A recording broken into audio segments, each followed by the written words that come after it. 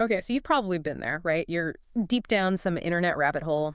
You find this amazing lecture, or maybe some raw archive footage, could even just be a direct link to a media file. Hmm. And then you click it, and you have to fight this incredibly slow, clunky, maybe ad-filled web player just to see the thing. It's Hmm. frustrating. You found the goal, but the website is practically blocking the entrance. Yeah, that friction, that's exactly the problem this kind of tool we're looking at today tackles. Yeah. We're doing a deep dive into the URL player application. Okay, basically it's an app. You usually find it on your phone, maybe a smart TV, and it does one thing really, really well. It streams content straight from a web address, a URL, right? No loading the whole website, no forced download. You don't need. Exactly. It just plays the media. So our mission today is to unpack how this seemingly simple app actually does quite a lot. We want to understand how it works as this flexible, sort of dedicated client that detaches the media from, the website wrapper it came in. For you listening, this is really about efficiency. It's a way to get a much more controlled, cleaner viewing experience. And in a world where you're just drowning in browser tabs and tracking scripts, Yeah. yeah, this kind of app is like a breath of fresh air. Pure media access. It's actually quite an elegant solution to all that web complexity. All right, let's dig in. Section 1. The core thing it does, the immediate access. This is really its main selling point, feature 1. Direct URL playback. You paste a link, you hit play. Seems simple, but what's it actually doing? What are we skipping? Well, the big thing you're skipping is the website itself. More technically, you're bypassing the DOM, the document object model. Okay. Normal browser has to load and render everything on that page. The header, the footer, ads, comments, tracking scripts, all that stuff loads before it even gets to the video player. Right. A URL player just ignores all that. It connects directly to the media stream source. It's just focus. And it can only be that focused because it understands all the different ways that media is actually delivered online, right? It's Yeah. not just simple video files. The sources mentioned quite a range. That's absolutely key. Yeah. If it only handled, say, MP4 files, it wouldn't be that special. Just another player. Sure. But the power comes from supporting the complex streaming protocols. Yeah. We're talking HLS, that's HTTP live streaming, which is, the standard now for live and on-demand video, Okay, HLS. and DS, which Okay. is similar. And even some older ones you still find sometimes, like RTSP and RTMP. Let's pause on HLS and DHash for a sec because you said they're the standard now. Why should someone listening care that their little URL player app understands those? What does that actually do for the viewing experience? Well, basically it means no more buffering wheel, or at least a lot less of it. Okay. HLS and DSH are adaptive bitrate streaming protocols. So let's say you're trying to watch a high-def stream, but your Wi-Fi signal is a bit weak. Yeah, it happens all the time. A basic web player might just choke and buffer constantly. Mm. But an adaptive player, like a good URL player handling HLS or DSH, it actually monitors your network speed in real time. Huh. And if it sees your bandwidth drop, it'll seamlessly switch to a slightly lower quality version of the stream. You might not even notice, but the video keeps playing smoothly. If your connection improves, it switches back up. So it's constantly adjusting to give you the best possible picture without those frustrating pauses. Exactly. It's optimizing on the fly.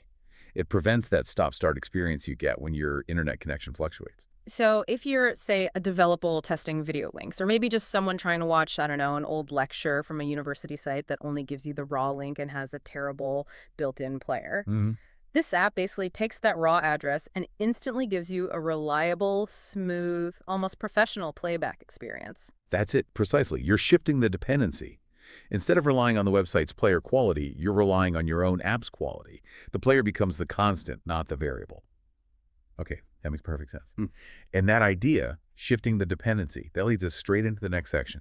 Flexibility and this power of decoupling the stream. Right. This is where we look at feature 2, streaming content. You mentioned HLS, DAS, DO. These players are clearly built for streaming, often Yeah. from these big distributed systems, right? Absolutely, yeah. When you're watching video at scale online, like from major broadcasters or platforms, that content isn't usually sitting on one server. It's on a CDN, a content delivery network. Okay, CDN, break that down quickly. Sure. Think of a CDN as a huge network of servers spread all around the world. They store copies or caches of the content close to where users actually are. So if you're in London, you get the video from a server near London, not one in California. Makes it much faster. Got it. So how does using a URL player to connect directly to that CDN stream source, how does that improve things compared to just watching it on the website? It comes down to overhead again. Your web browser, when it loads that page, it's juggling maybe 50, 100 different Yeah. things. Fonts, images, multiple JavaScript libraries, tracking pixels, ad network calls. It's pulling data from potentially dozens of different servers just to render the page around the video. Wow. The URL player. It's basically making one main connection to that stream URL on the CDN. It strips away all that surrounding website noise, the layout rendering, the ads, the analytics, and focuses only on fetching and playing the video data as efficiently as possible. So that's the core of this decoupling idea. It's like ordering just the steak and telling the waiter, look, skip the breadbasket, the fancy water, the side salad I didn't ask for, just bring the steak. Yeah, that's a good way to put it. You get exactly the media stream you asked for, and the player's optimized purely for that task. The browser is a Swiss Army knife. It does everything okay. The URL player is a scalpel. It does one thing, media playback, extremely well. Because it's purpose-built, it can dedicate all its resources to decoding the video, handling the network efficiently. Leads to faster start times, less stuttering, especially on, say, a mobile device or maybe a slightly older smart TV that doesn't have a ton of processing power. And that ability to just cleanly grab the stream makes it more than just a gimmick, doesn't it? It starts to feel like a necessary tool if you often find media outside the big mainstream platform. It really does become essential for some workflows or even just for convenience. Yeah. And, once you have that clean stream playing nicely, the next thing you want is control over where you watch it. Perfect transition. That brings us right into section 3, control and centralization. Once you've decoupled the stream, the URL player starts adding value back, but in ways you control. Let's talk feature 3, cross-platform casting and sharing. Right. So you found this great 4K nature documentary stream link. It's playing beautifully on your phone, but you don't want to watch it there. No, you want it on the big screen. Exactly. And these URL players are built for that. The sources we looked at highlighted support for things like Chromecast and DLNA. Okay, so standard casting protocols. Yeah, and it's usually not just basic screen mirroring, which can be laggy. The player often negotiates directly with the Chromecast or the TV, sending the optimal stream format straight to the larger device. It's a cleaner handoff.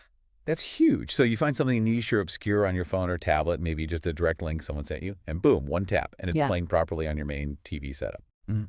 It makes the content independent of the device you happen to find it on. The content follows you to the screen you prefer. Okay, but what about after you've watched it? Finding those specific stream URLs, again, can be a pain, right? Copying and pasting long, ugly links, that gets old fast. Which I guess leads us to feature 4, content management. Yeah, this is where the player starts acting like your personal media librarian for online streams. They're designed to let you save those URLs. How? Like bookmarks. Usually as favorites, or letting you build custom playlists right inside the app. And critically, they almost always keep a viewing history, so you can easily find that thing you watched last week. Okay, hold on. Why is saving the stream URL in this app better than just, bookmarking the original web page in my browser? It often comes down to stability.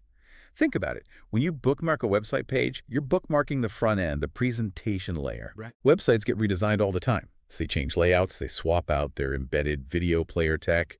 They might even change the page URL structure completely.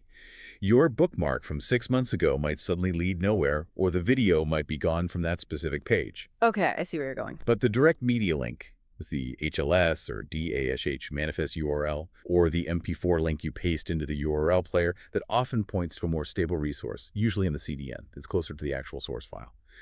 That underlying stream link tends to change far less often than the fancy website built around it. So you're essentially bookmarking the stable content source, not the potentially temporary web page where you found it. You're building a library of direct links accessed through an interface, the URL player app that you control and prefer. Exactly. It helps you centralize all those interesting scattered web media finds into one place without clutter up your browser bookmarks, which are better used for actual web pages. That's a really strong benefit. Yeah. Okay, finally, let's talk about feature 5, the actual user experience controls during playback.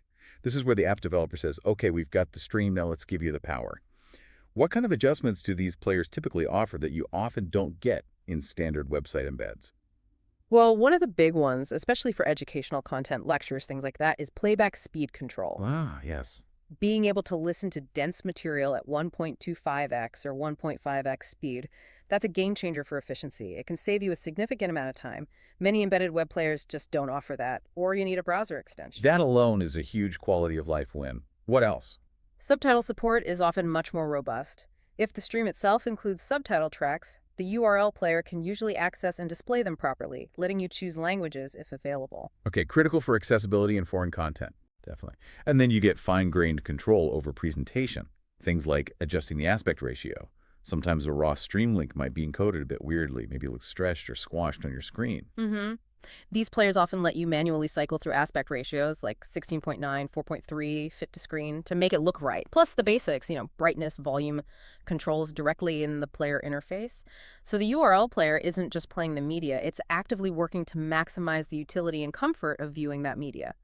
It really does feel like it bridges that gap between just finding a raw link somewhere online and having a proper, polished, personalized viewing experience. It absolutely is. It's a tool, I think, for people who are highly curious, maybe a bit technically minded, and definitely efficiency focused. It respects the stream as the core thing, separating it from all the website stuff wrapped around it. So pulling it all together then, the real power of the URL player seems to be this idea of decoupling. It takes what can be a clunky, multi-step hassle, find link, load site, fight player, and turns it into one clean, efficient, high-performance action play stream. Yeah, absolutely. And if you zoom out a bit, think about the bigger picture. By offering this kind of universal client that understands all the different technical delivery methods, HLS, DH, MP4, etc., these URL players are quietly enabling a huge amount of, let's call it, custom media consumption. Custom. Yeah, viewing and testing that happens completely outside the control of the big tech platforms and their specific apps, their walled gardens. They demonstrate that the real value is in the content stream itself, not necessarily the branded application you're forced to use to watch it. Which leaves us with a really interesting thought for you, the listener, to maybe chew on. If a universal client, like this URL player, can simplify and drastically improve something as potentially complex as online video just by focusing on the raw stream, hmm what other parts of your digital life are currently maybe unnecessarily complicated by proprietary interfaces or bundled software? Think about how you handle documents or access different types of data or even collaborate online. Is there room for other kinds of universal client apps that could cut through the noise, strip away the extras, and just focus on the core function, the way a URL player focuses purely on the stream? Something to think about.